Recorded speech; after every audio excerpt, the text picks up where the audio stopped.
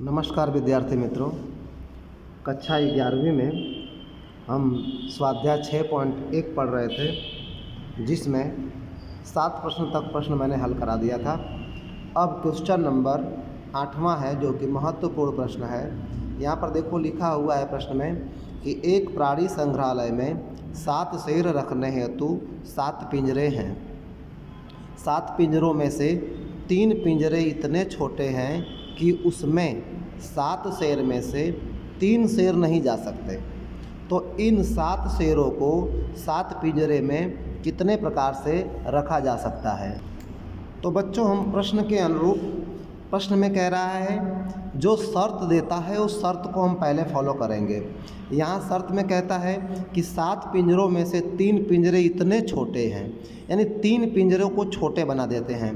तो हम 3 ये छोटे पिंजरे बना दिए, ठीक है। 1 2 3 पिंजरे छोटे, इतने छोटे हैं, यानी 3 जब छोटे हैं इसका मतलब बाकी के जो 4 पिंजरे हैं वो इन तीनों से तो बड़े होंगे, तो बाकी के 4 पिंजरे बड़े होंगे, ठीक है। अब 3 पिंजरे इतने छोटे हैं कि उसमें 7 शेर में से 3 शेर नहीं जा सकते। 7 शेर में से इन तीनों में 3 शेर नहीं जा सकते। 3 शेर नहीं जा सकते मतलब 4 शेर तो जा सकते हैं। तो 4 शेर और पिंजरे हैं 3, तो यहाँ पर हम लिखेंगे 7 शेर में से 3 शेर इसमें से नहीं जा सकते, तो 4 तो जा सकते हैं, तो 4 जा सकते हैं, इसीलिए यहाँ पर 4 शेर हैं। तो 4p3, 4 शेर और पिंजरे 3, तो 4 शेर में से 3 शेर इन पिंजरों में हम रख देंगे, ठीक है। तो यहाँ पर लिख सकते हैं कि 4 शेर है, 4p3 यहाँ पे हो गया। 4 में से 3 चले गए, यानी 1 बच गया, और बाकी के जो 3 शेर हैं जो इसमें नहीं जा सकते थे वो 3 तो यहाँ पे जाएंगे ही, और एक पिंजरा बचा है वो उसमें चले जाएगा। मतलब बाकी के 4 के लिए 4 पिंजरे बचे हैं और 4 शेर है, तो चारों पिंजरे में 1-1 शेर चले जाएंगे। तो यहाँ के लिए हो जाएगा 4p4। तो हम बता सकते हैं कि 4p3 गुणे 4p4। तो यहाँ पर 4p3 की वैल्यू हो जाएगी, 4 को 3 बार कम करेंगे तो 4 गुणे 3 गुणे 2, और 4p4 का मतलब होता है गुणे 4 फैक्टोरियल। तो 4 फैक्टोरियल की वैल्यू होती है 24। यहाँ पर गुणा करेंगे 4 3 12 दूनी 24, तो 24 गुणे 24 बराबर आएगा 576। तो ये हमारा क्या हो जाएगा, ये आंसर कंप्लीट हो गया। अब क्वेश्चन नंबर 9। क्वेश्चन नंबर 9 को देखेंगे। प्रश्न में लिखा हुआ है कि 2 3 5 8 9 इन सभी अंकों के उपयोग से 50,000 से बड़ी कितनी संख्याएं बनाई जा सकती हैं। तो 50,000 से बड़ी संख्या कौन सी होगी। तो ऐसी संख्या जिसका प्रारंभ का अंक, प्रथम अंक 5 8 9 होगा, वह क्या होगा, वह संख्या 50,000 से बड़ी होगी। तो प्रथम अंक पर ये तीनों संख्या में से कोई एक संख्या ही आएगी। प्रथम अंक पर 5 8 9 में से कोई एक ही आएगी, तीनों तो एक साथ में आएगी नहीं। तो प्रथम अंक जो है यहाँ पर अगर बताएं हम, जैसे अगर यहाँ पर ये 5 अंक हैं, 1 2 3 4 और ये 5 अंक, तो ये प्रथम स्थान पर 5 8 9 में से कोई एक ही आएगा। तो 5 8 9 में से कोई एक आएगा क्योंकि स्थान एक ही है, तो 3p1, यानी एक हमारा जो प्रथम अंक है वो कंप्लीट हो गया। अब बाकी के 4 अंक हैं और 4 संख्याएं हैं, इसीलिए 4p4। तो यहाँ पर हो जाएगा 3p1 का 3, 4p4 का होता है 4 फैक्टोरियल। 4 फैक्टोरियल की वैल्यू होती है 24, तो 24 गुणे 3 बराबर कर देंगे 72। तो 72 ऐसी संख्या बनेंगी जो 50,000 से बड़ी होंगी, ठीक है। अब क्वेश्चन नंबर 10 को देखेंगे। क्वेश्चन नंबर 10 में देखो क्या कहता है। क्वेश्चन नंबर 10 में कह रहा है कि एक व्यक्ति के पास अलग अलग कद की 5 चॉकलेट हैं। ये 5 चॉकलेट अलग अलग आयु के 5 बालकों में वितरण करना है। 5 अलग अलग कद की चॉकलेट है और 5 अलग अलग आयु के बालकों में क्या करना है, उसे वितरण करना है। यदि शर्त दे रहा है, यदि सबसे बड़ी चॉकलेट सबसे छोटे बालक को दे रही हो, जो सबसे बड़ी चॉकलेट है वो सबसे छोटे बालक को दे रही हो, तो ये 5 चॉकलेट उन बालकों में कितनी तरह से वितरित की जा सकती है।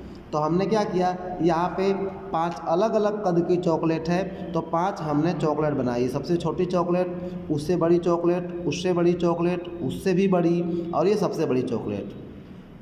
फिर अलग अलग आयु के बालक हैं, तो ये सबसे बड़ा बालक है, फिर सबसे छोटा, उससे छोटा है, उससे छोटा बालक है, फिर उससे भी छोटा है, और ये सबसे छोटा है।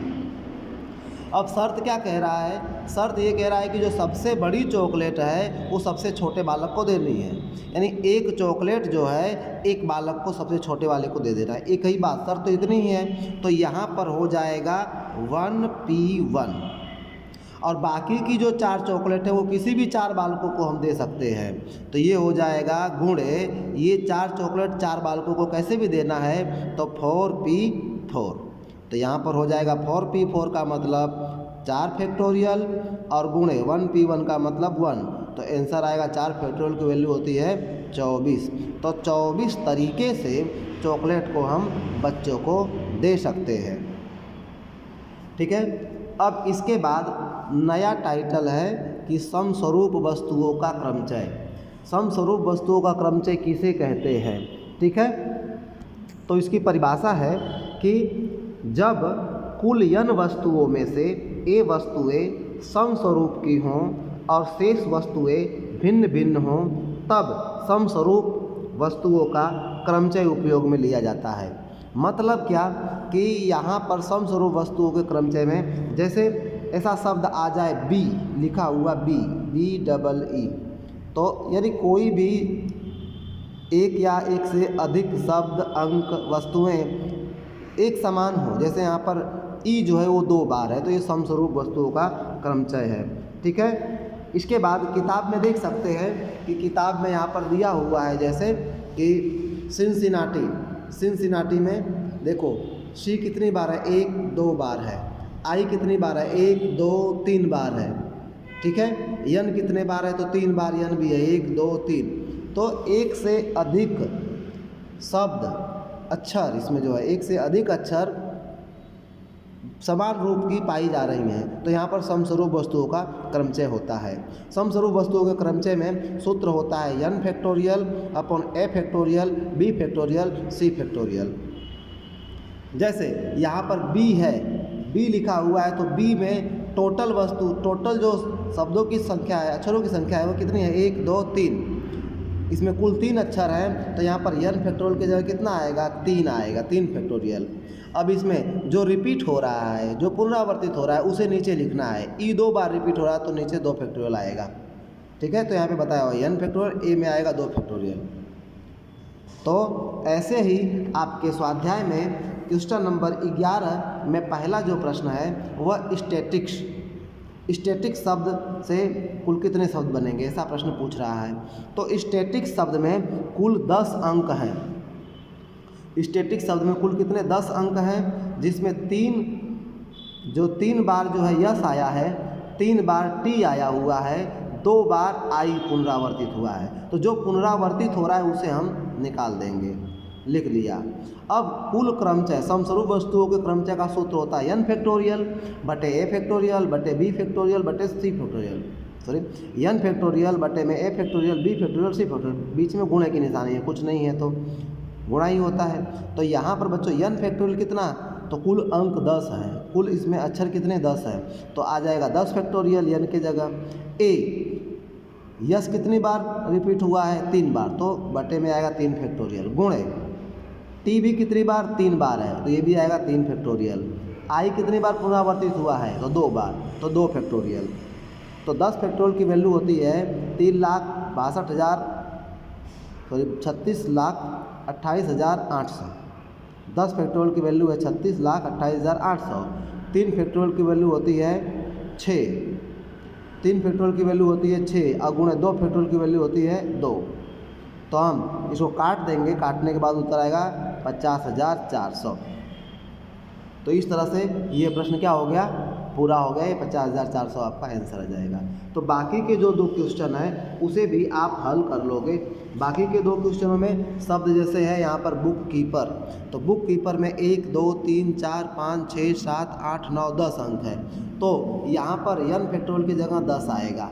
ठीक है, अब इसमें देखो O 2 बार है, ठीक है, तो 2 फैक्टोरियल बटे में आएगा, K 2 बार है तो 2 फैक्टोरियल के में नीचे आएगा, फिर E 3 बार है तो 3 फैक्टोरियल किधर आएगा, नीचे आएगा। इस तरह से इसको क्या करोगे, सॉल्व कर लोगे। अपीयरिंग को भी सॉल्व कर लोगे क्योंकि ये आएगा आपको। ठीक है, तो यहाँ तक प्रश्न आप लोग हल कर लेना, आगे क्वेश्चन हम नेक्स्ट टाइम बताएंगे। धन्यवाद।